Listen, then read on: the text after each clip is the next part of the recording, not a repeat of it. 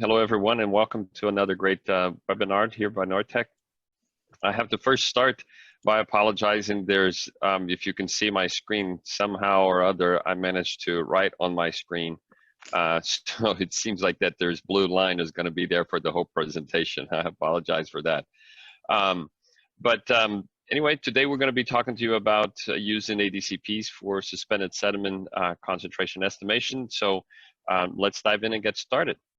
So first, I have to start with a little bit of a warning, and apologize for this. It's not a presentation about showing how to measure sediment concentration using ADCPs, but it is an introduction to the general concepts and the limitations, and we are going to attempt to offer you some guidance for those interested in this particular topic. Well, we'll start with the basic formulation of this Sonar equation, which can be written like is shown here on the screen. Basically, we have the relative backscatter, which is the intensity of the return echo that is measured by the actual ADCP itself, and that's equal to the source level minus 2 times the transmission loss plus the target strength. There are many components for this equation. I'm going to try to explain some of these right now. The source level is the first one, and that's actually what is sent out by the ADCP. Now, generally, source level, the values in it are rarely provided by the manufacturers because these are not really needed for velocity measurements. Now we also introduced here for the first major assumption in this whole process, and that is that this the source level is assumed or has to be assumed to be not only known, but is constant throughout time. So that's actually a pretty big assumption. On the right side, we have the target strength, which is really what is needed, the information that's needed from the actual sediment itself and the characteristics of the sediment, like size and distribution, sphericity of individual particles, level of flocculation if you're talking about clays, for example. So all these characteristics, they are also assumed, which is another big assumption, that they're constant throughout the entire measurement volume and the measurement time itself. In other words, that they're homogeneous and uniform in both space and time. Again, is another very big assumption in this whole use of DCPs for sediment estimation. Just to clarify a little bit, the part in parentheses here in this equation is basically a term to address the fact that the theory was really involved or developed for individual particles, but as we know, we're dealing here really with a cloud of sediment that's actually in the water. The term in the middle of the Sonar equation, which is the transmission loss, that's the loss of the intensity of the signal as it propagates out from the transducer or the ADCP and back towards, that's why there's that factor of 2 there. Now, the transmission loss, I'm going to talk about in the next slide. But it's what it's needed from the medium, that is the water plus sediment mixture. Now we take this equation, we rearrange all of this, and we solve for the logarithmic of the suspended sediment concentration. And then just one final note before I go to the next slide to talk about the transmission loss, is that this target strength parameter here is really the main reason why people have been using the same ADCP and going back to the same location time after time, have actually been quite successful at using ADCPs for sediment work. However, people who have attempted to transfer that information that has been done into either their own instrument or in a different location more often have not been so successful. It's because there's this information that requires some assumptions about the actual and knowledge about the actual sediment itself. So continue on in talking again, expanding more about the transmission loss part of the Sonar equation. So lay the foundation here for us to go on. This again, as I mentioned, is the largest influence in the most variables. So we're talking about here separately. And there are 3 parameters in the equation that these handle the following. The first is the geometric spreading. The second term is the absorption by the water itself, and then the attenuation by the sediment that's actually in the water. Now, geometric spreading, you may have heard or seen this before, but it basically means that the signal gets diluted with distance away from the instrument. And so that needs to be corrected so that the intensity of the signal is independent of how far away from the actual ADCP your actual measurement is. These two alpha terms, they're actually attenuation coefficients, one for the water and the other one for the sediment. And these can actually be modeled, but in practice, they are best estimated from actual measurements. There's been a lot of work that's been done in this for almost 100 years. Some of the first work goes back to the early 1930s on these attenuation coefficients. And today, the attenuation by the water itself is actually pretty well understood, and it's a function primarily of the frequency of the ADCP, or whatever the transducer is, the salinity and the temperature of the water, and then the pressure at wherever the measurement is being done.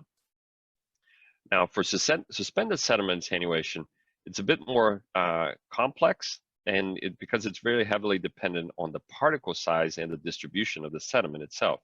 And it's also, as you can notice, it's a rather implicit situation where you have to first know the particle size and distribution of your sediment in order to estimate the particle size and distribution of your sediment acoustically.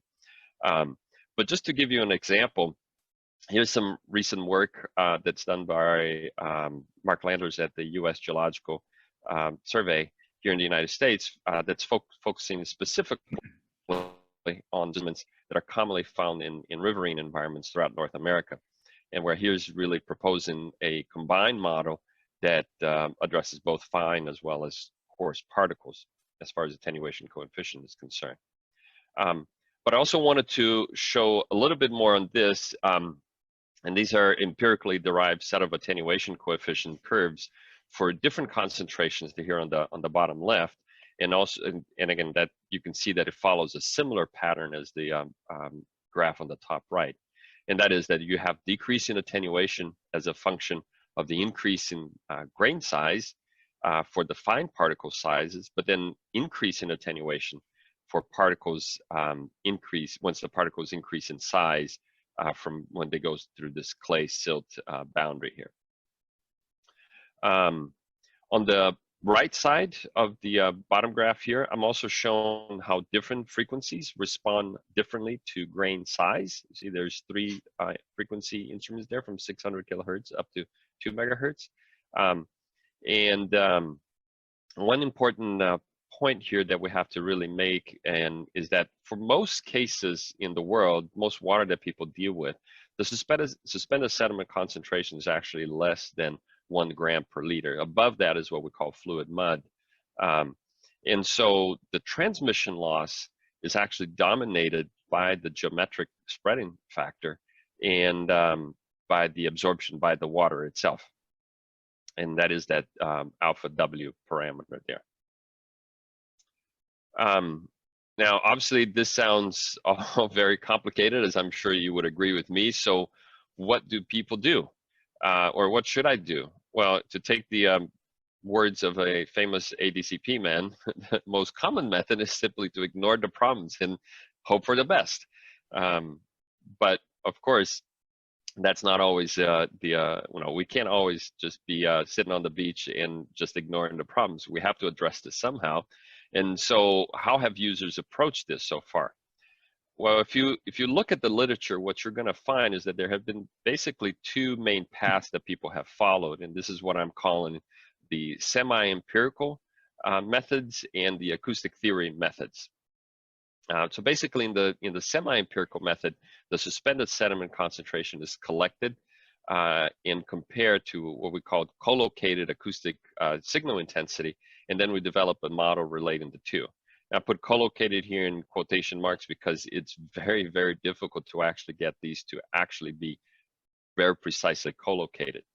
And then on the acoustic method, basically the concept is that we capture all of those variables that go into that sonar equation in all of their different forms or formulations, and then we try to compute an attenuation coefficient, and then which can then be calibrated against the unknown suspended sediment concentration. So basically what we're trying to do is that we get a relative backscatter, which is what is measured by the actual instrument, and is that being a function of the suspended sediment concentration time some form of calibration factor. Now, we don't have time to go through all of the advantages and disadvantages of both of these methods, but I'm just listing them here so that when you have the presentation, you know, be able to at least have them here documented. But just to cover some of the basics, you know, the semi-empirical method is probably what I'd say probably most people have followed over the years, and it's fairly straightforward to do. It's a bit time-consuming, but it's fairly straightforward. But it's not directly transferable between sites, and certainly not between instruments. On the acoustic theory side, although, of course, the footing, you have a very solid theoretical footing which you're based on, but it's also quite complex to do because you have to keep track of all of these different parameters, which some of them cannot be measured independently, so some are related to each other, and so it can be quite complex to actually do that properly. So what I'm going to do next is that I'm going to pass on the presentation to my colleague Siko, who's then going to take us through the rest of the presentation here for us. But hopefully now you have a better understanding, at least of the theory behind from this. So I think I have to stop the sharing here. And Siko, are you able to take over from here? So thank you, David. So you leave me two choices, semi-empirical methods or acoustic theory, and you go off to the beach, right? Yeah. That's right.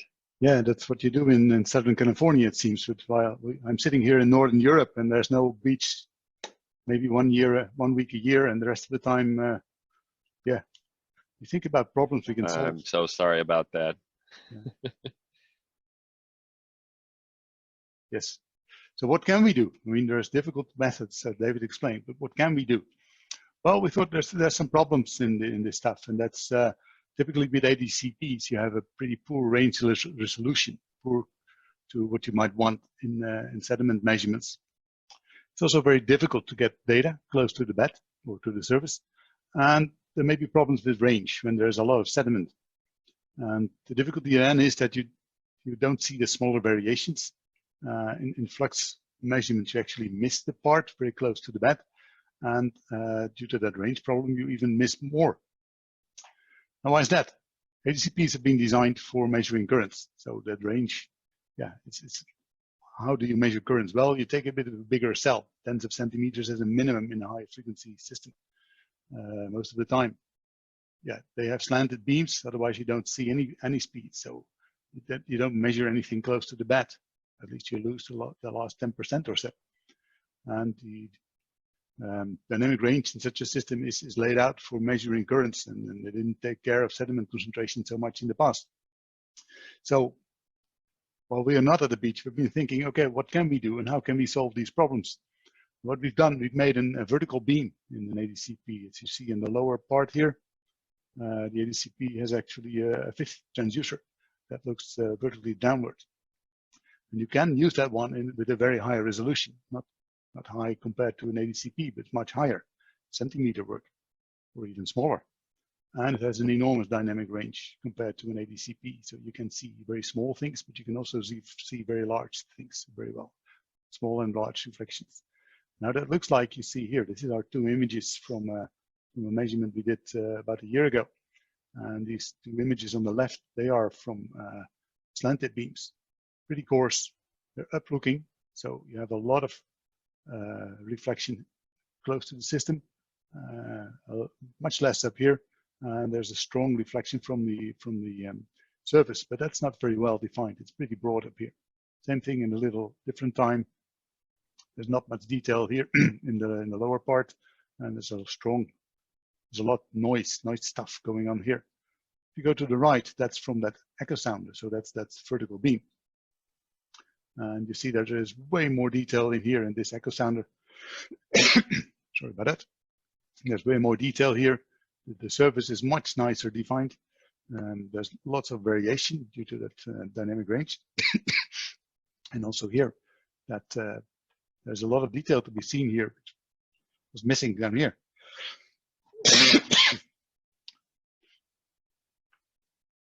So that's already opening some interesting stuff.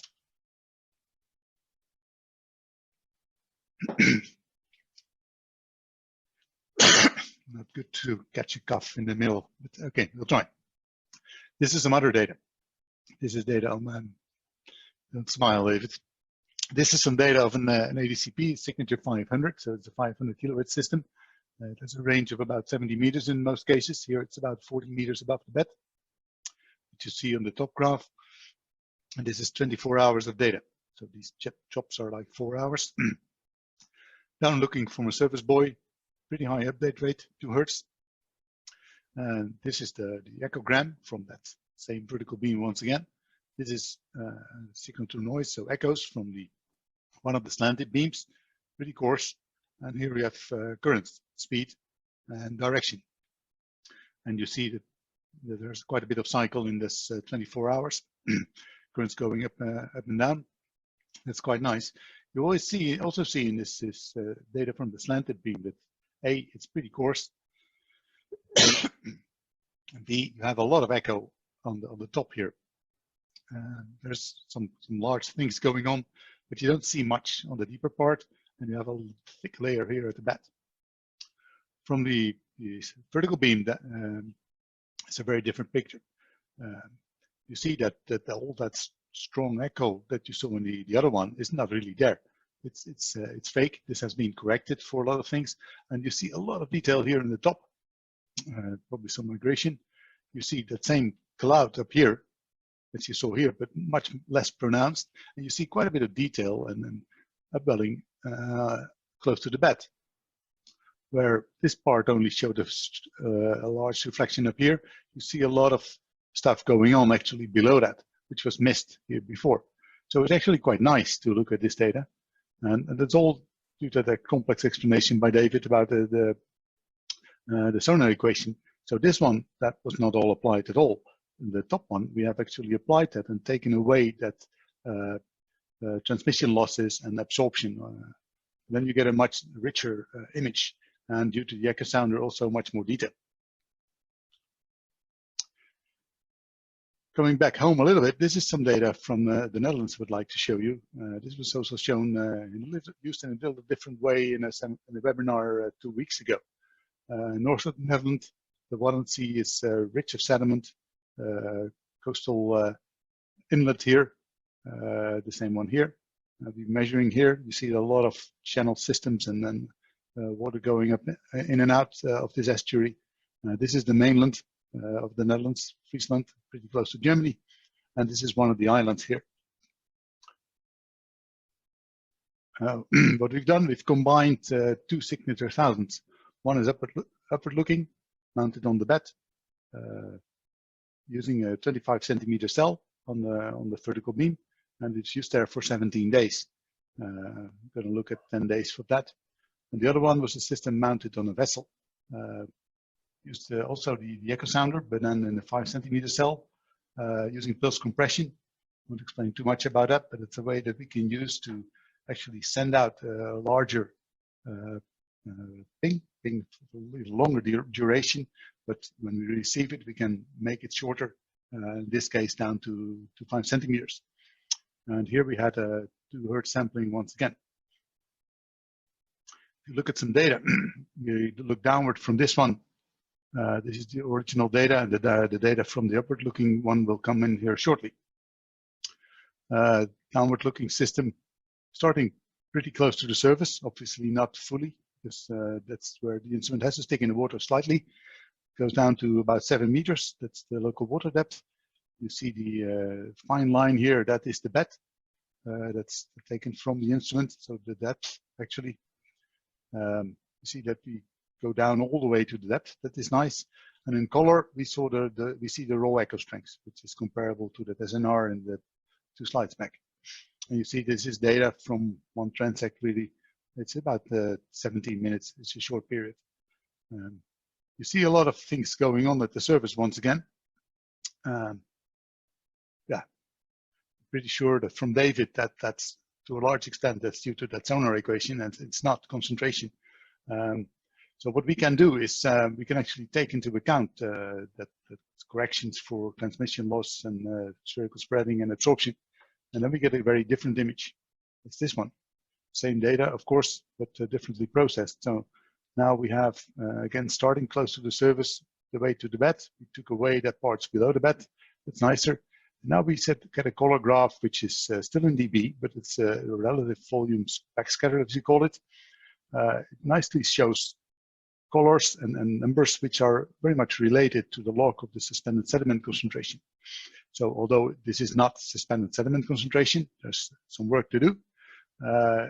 It shows a graph which could be close to that and actually resembles what's going on. You can see where the changes are really, and at least it gives you a qualitative measure of suspended sediment. Now we can do the same trick at the bottom, at the top part. This is a upward-looking system, so you don't see anything close to the bed like the other one, but you do see things very close to the surface during this much longer time period. We've done the same trick, getting close to the suspended sediment concentration again. So we call it the relative volume backscatter. And the data from that guy is in a long series, and the red line shows where this one was. So just change the tide, and this one is coming up. Now also this one at least looks like suspended sediment concentration. It's not the same thing. There's some processing, some work to do, but it's there.